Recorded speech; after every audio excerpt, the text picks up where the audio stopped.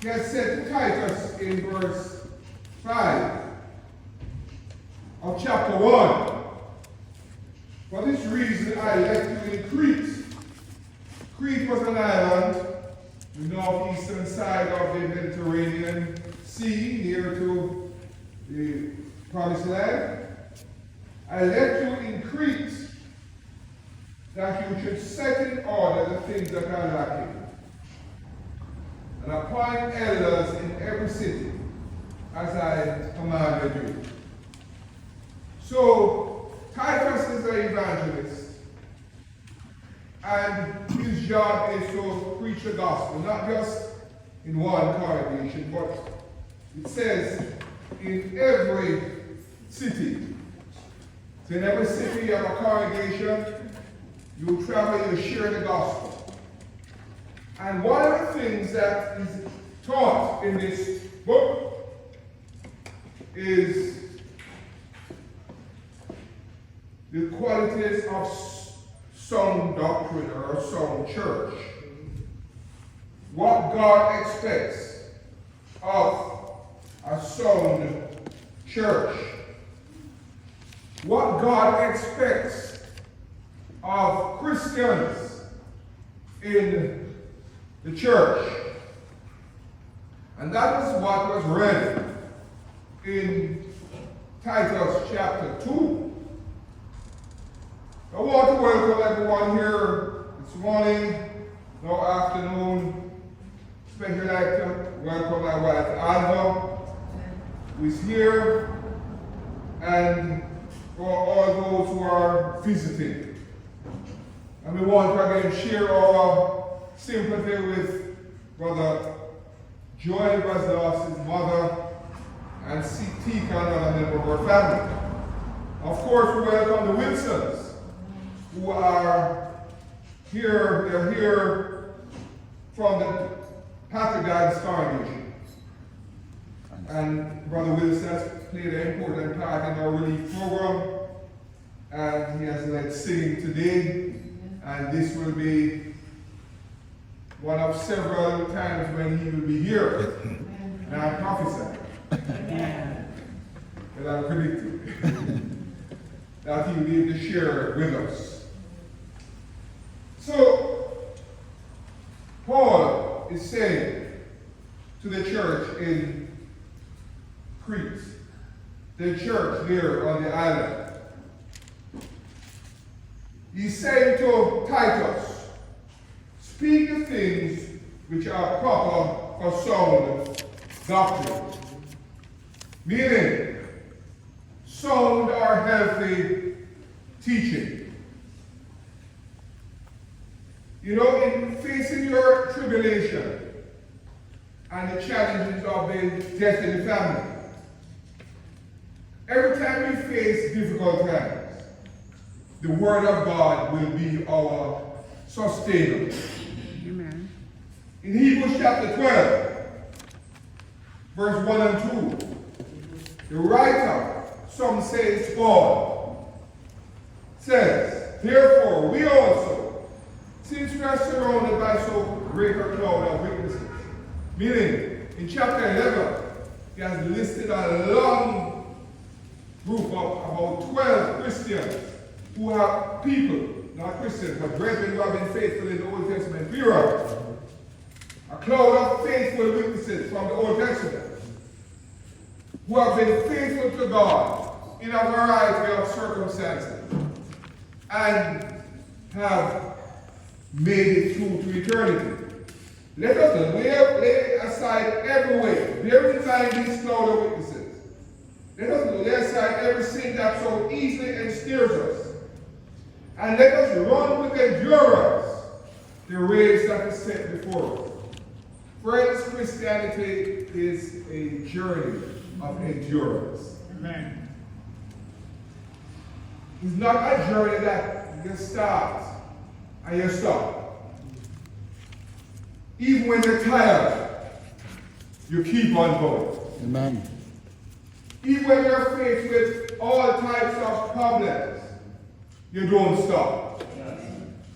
A marathon of 26 miles You mean sometimes in the first 10 miles you feel like you want to stop. And if you keep on going, after a while you're going to catch your breath and be able to finish that marathon. So let us run this race, a Christian race, with endurance. For everybody who is here today, God, one of the qualities that God expects of us is to endure till the end. No matter what comes our way. If you fall short of the glory of God, then you repent. You confess your sins to Almighty God. And if necessary, you confess your sins one to another. And you endure and keep on running. Because Christianity is a race. Not competing with this brother over here or this sister over here. Amen. It's a race in which you want to get the prize of finishing the race. So we want to run the race with endurance. The race that's set before us. And the way you keep on going is looking to Jesus. Looking to Jesus. The author. That is, he's the one who created the race. Yeah. The author. And he's the one who's going to help you to finish the race. The author and finisher of our faith. Yeah. Very, very important.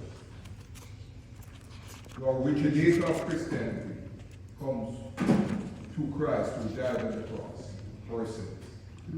And he died on the cross, rose again, and he's at the Father right now as our mediator and our propitiator. He's our author and finisher of our faith. Yeah. And what he said about Jesus, who for the joy that was set before him, he endured too. He endured the cross. Yeah. The painful death of the cross. Amen. He despised the shame. He was crucified between two criminals. He despised the shame of those who would just, okay, if you say that the Son of God, come down, and had sat down at the right hand of the throne of God. Hence, press on, my brethren. Amen. What does God expect of the Christian? Well, let's look first of what he expects of older men. Like you, Brother Williams. And me. And the older men, like Brother Love. But as for you, says Paul, you older men, Titus chapter 2 and verse 2, speak the things that are proper of a sound doctrine.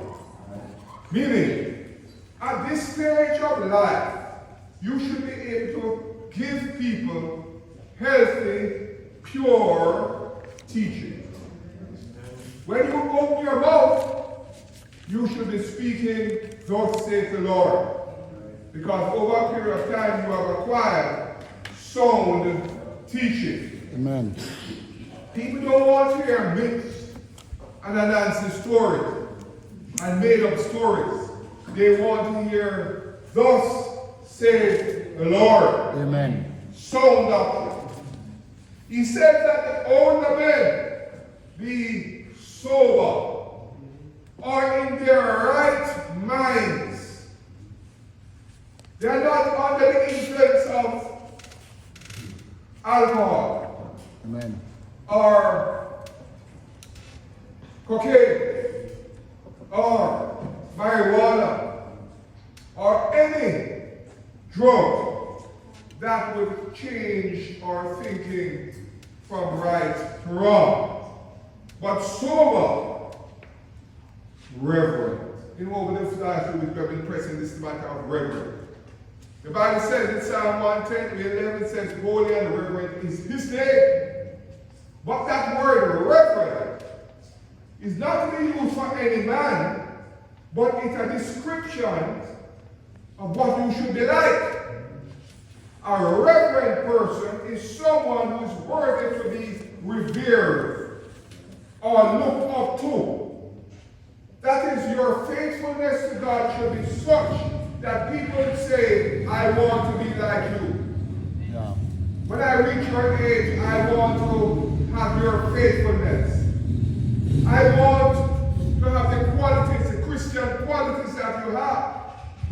But we are going to show today that the term reverend is not, as a description, is not one that should be given only to Christian older men. But it says, reverend, to be looked up to, temperate, having self-control. Amen. Friends, if you live in Jamaica, you've got to exercise self-control. Yeah. Because there are so many people who in their interaction with you want to pull your tongue. Amen. True. Are going to say things that are unkind, that are disrespectful, that are rude, that are unbecoming. You're going to run it almost every day. You drive on the road, you're going to have some people who you don't have to be doing anything wrong and they're passing and they're cussing a word. Friends, stay in control of your emotions. If you are a Christian, especially an older man, then don't let your feelings run your life. Let your faith run your life. Amen. Amen. Amen. If you let feelings run it, whatever comes to you, when to say. When somebody says something you don't like, you're going to throw it back in time, let them. And that is just the way to get fire of war going. A lot of the violence in Jamaica is due to lack of self-control. And people not learning to not reward evil with evil and harsh words with harsh words. So a temperate person is under control of his emotions. Sound in faith, meaning at this time you're supposed to know the doctrine of Jesus Christ. And I tell you friends, you can't know the doctrine of Christ when you get older if you don't read the Word of God when you're younger. Amen. It's not going to come by some osmosis into your body. It's going to come because every day you open your Bible and you read and you study. You come to church and you take notes and you listen to sermons. And you review your sermons and Bible classes. Yeah. If you want to be sound in faith, faith comes by what? Hearing. Hearing. And hearing by what? The Word of God. The Word of God. So how are you going to have the sound in faith if you are not studying the Word of God? It's just not going to happen. Sound, healthy faith comes by time, 15, 20 minutes or 30 minutes, 45 minutes per day in Bible reading and Bible study. Something. In love, friends, the love we're talking about here is not the love of romantic love. Right? It's not the love of between brother and sister. It's talking about agape love. Agape. It's the love talked about in 1 Corinthians chapter 13. It's a love demonstrated by actions. It's a love with certain qualities. 1 Corinthians 13 verse 4. Love suffers love. That is, you bear with one another. Love is kind. Even when people are unkind, you are kind to them. I tell everybody, doesn't matter who. Kindness overcomes rudeness. Amen. Kindness. Be kind to people who are unkind to you. Amen.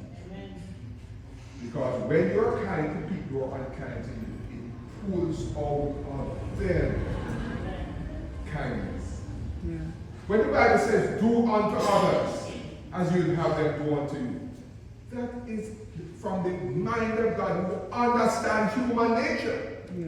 They understand human nature. That doing good towards people has an effect on them.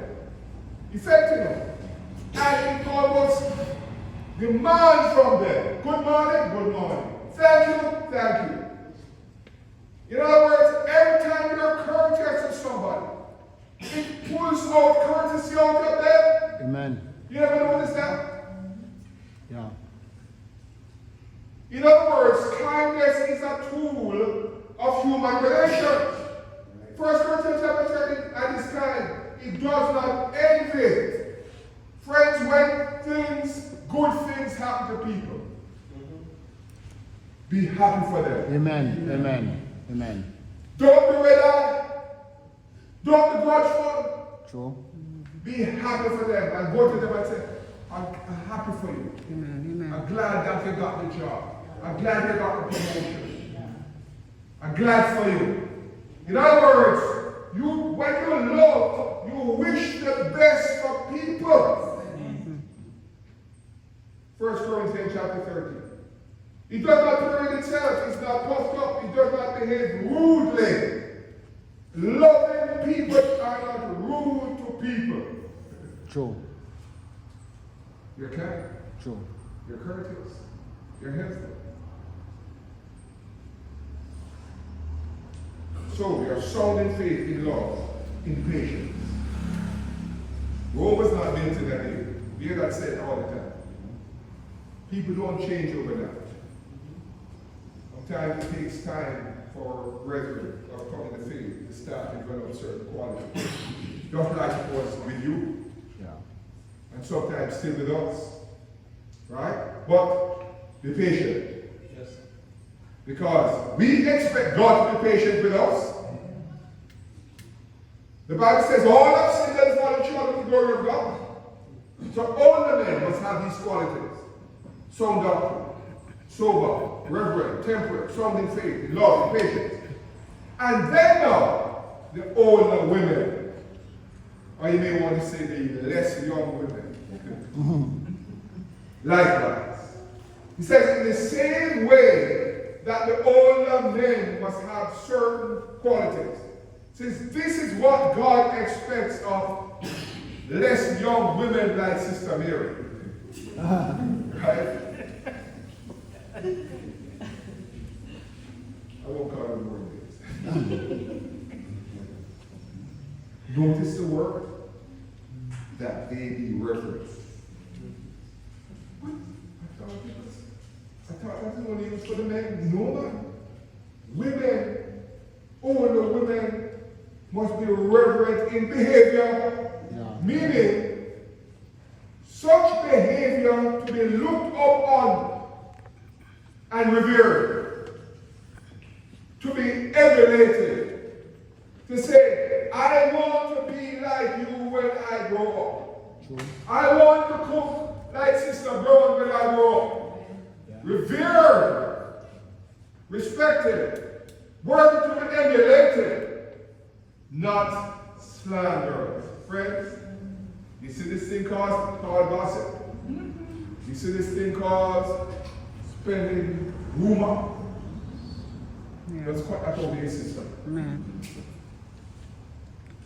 You notice they never said about the men, you know, Amen. but they said about the women. No, I don't know why. But here's the point. Not slanderous. Who's a slanderer? Slanderer is somebody who's spread the lie about people. I try to event. In other words, true, false, or half-truths. They seek to destroy a person's character. He says, older men must not be guilty of spreading lies about people. Yeah. Slanderers. So when people come and tell the thing, you man, it come in one ear and just shut it down. If you have aught against somebody, your job is not to go and gossip about that person. Your job is to follow what Galatians chapter 6 verse 1 says. What does Galatians chapter 6 verse 1 say? Brethren, verse 1. If a man is overtaken in any trespass, you who are spiritual, go to the man. So if somebody comes and says something about somebody, go to them and seek to restore such a man or such a one in a spirit of gentleness, considering yourself, lest you also be what? Tempted. So he said, older woman, but the reverend in David, not slanderers, not given to much wine, alcohol. You know, in 1 Timothy, it says, no longer drink water only. It says, drink a little wine. Look up the scripture, brothers, for your stomach's sake and your of infirmities. Remember that scripture? Yeah. All right. Let me quote it again. It says, drink a little wine for your no. It says, no longer drink water only. When he said no longer drink water only, clearly there was a problem with the water. So he said, drink a little wine, meaning with the water. So he said, no longer drink water only, but add a little wine for your stomach's sake and your of infirmities. So, in the first century, Paul was writing to say a little wine in water can have an effect on the water. Just like we take medicine, and so much medicine today is couched in alcohol. True, doctor? Doctor? I said, so much medicine today is couched in water, in alcohol, sorry. Couched in alcohol. So alcohol becomes sort of solvent. Alright? So he's saying that a little water with a little wine is of value, but it's value, medicinal value. So he has not forbidden the alcohol, but he says water with a little alcohol. That's what for medicinal value. But here's the point.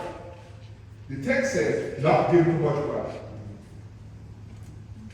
So when I take a cough medicine that has some alcohol in it, I'm not going against the scriptures. No, I'm not going against the scriptures. But alcohol was not intended to be a recreational drug in the New Testament. Amen. As people are using it today. Not intended. So it says, not giving too much wine. Why? Well, it affects your soberness. I tell you what, driving down the road, New Kingston, stop at a traffic light, man comes behind, bam, runs into the back of my vehicle. Man, I tell, what happened, man? When they come out of the car, open the man's door, there is 2 tins of beer. Right? He was drinking. So many accidents. They say up to 70% of accidents are under the influence. So he says, not given to much wine. Teachers of good things. He's talking about older women. Then he says, admonish the younger women. What does God expect of older women? That they be reverent, respectable, not slanderers, not given to much wine, teachers of good things, good doctrine, and admonishing younger women. So, older women should be able to be revered by younger women.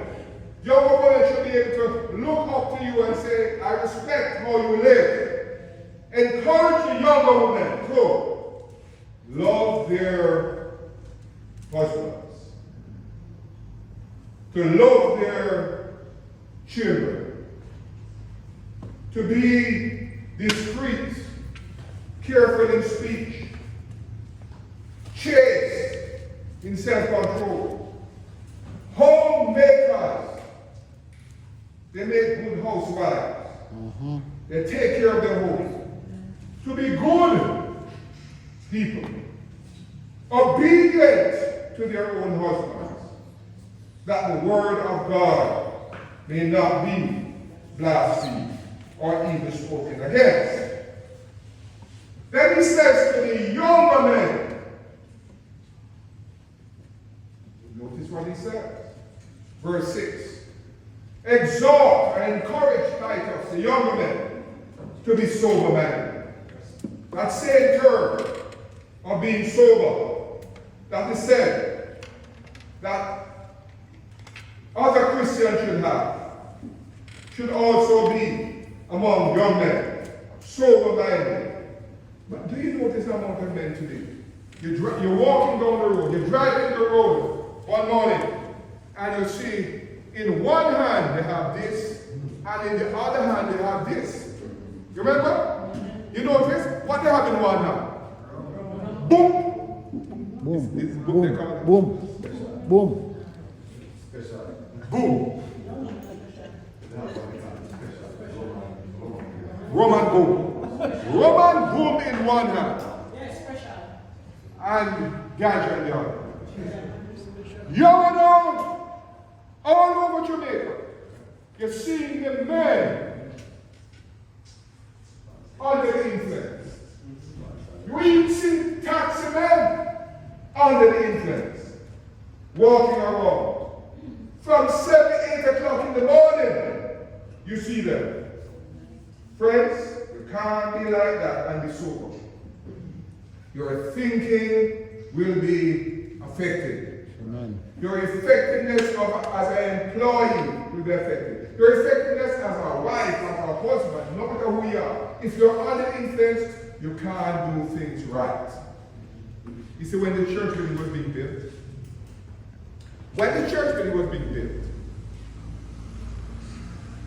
and just to show you what life is, we had a funeral last week. Right? And when's the funeral? We had a memorial, on Tuesday. Okay. Trevor Roy's wife's mother. She was buried, funeral was held here 2 years ago. And they had a memorial entombment on Tuesday. And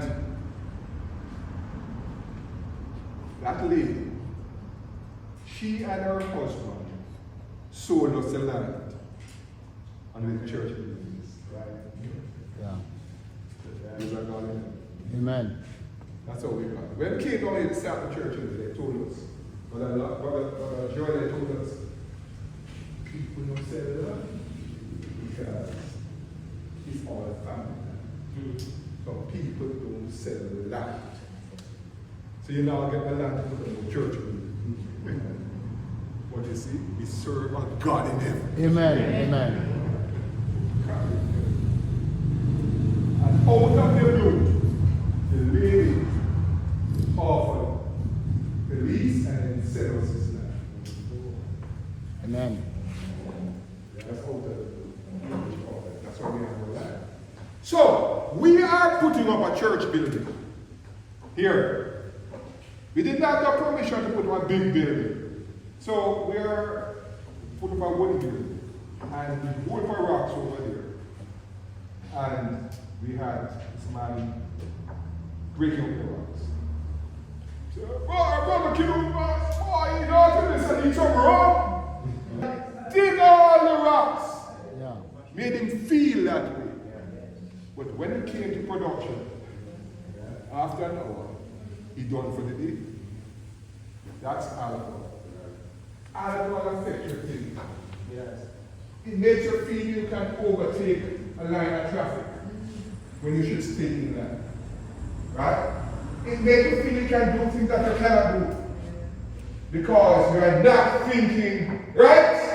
Yeah.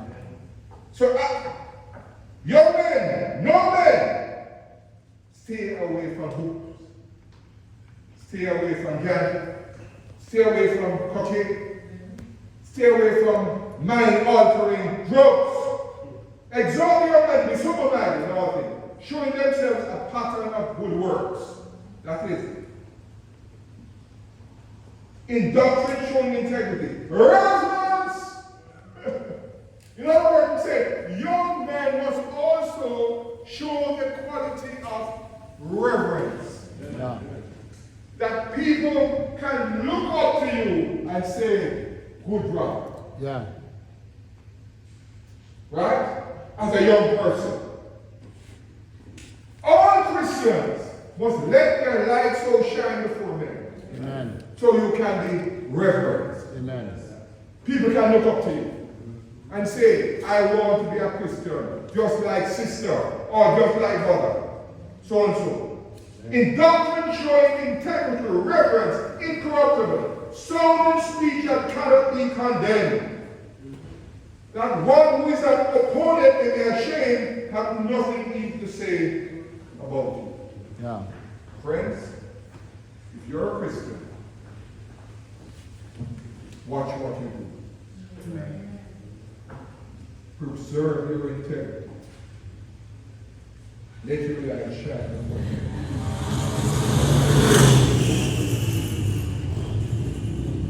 Look at these qualities and ask yourself, am I in line with what I'm reading here in the scriptures? Bear this in mind, that faith and grace go together.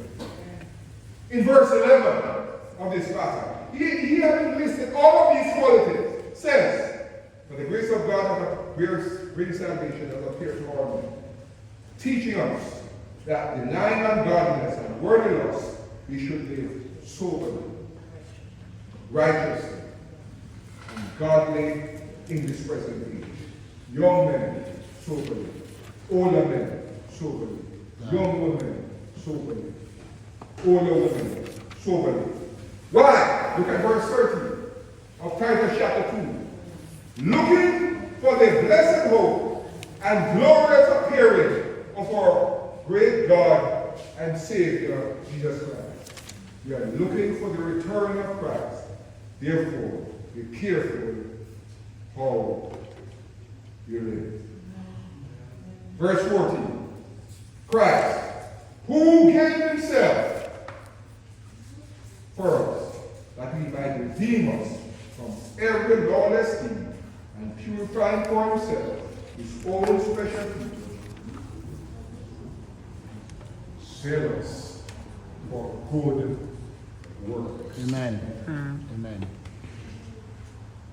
That's what we're all about. We have a zeal to do good. Amen. Amen. That's what we're all about. If you're here and you're not a Christian, you can't develop the zeal until you have a love for Jesus Christ. True. Jesus Christ says, if you love me, keep my commandments. And one great command of Jesus Christ is, he that believeth and is baptized shall be saved. He that believeth not shall be. Bear that in mind, and we seek to live to please Almighty God. May we all stand. Amen? Amen. Let's sing Psalm 5 and 9. 597. Who will anoint